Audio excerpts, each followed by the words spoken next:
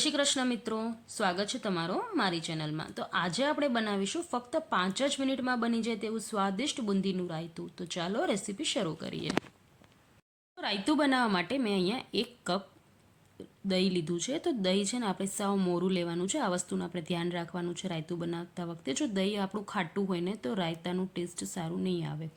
તો દહીંમાં હવે આપણે સ્વાદ અનુસાર સંચર એડ કરશું। અડધી ચમચી જેટલું મેં અહીંયા દરેલી ખાંડ એડ કરી છે અને 1 ચમચી જેટલું મેં અહીંયા રાયતાનો મસાલો એડ કર્યો છે। હવે આપણે આમાં એડ કરશું સૂકા ફુદીનાના પાન અને થોડી સમારેલી લીલી મરચી।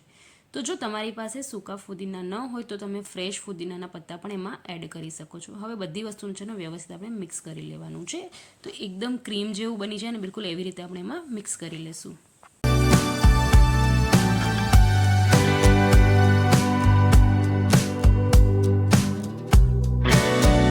આપણે એમાં અડધો ગ્લાસ જેટલી છાશ એડ કરશું ને એને પણ વ્યવસ્થિત મિક્સ કરી લેશું। હવે અહીંયા મેં 1 બાઉલ જેટલી બુંદી લીધી છે। બુંદી પણ આપણે એમાં એડ કરી લેશું। તો મેં બુંદીને જરાય પલાળી નથી, કોરી બુંદી જે આવે ને મોરી એ જ બુંદી લીધી છે।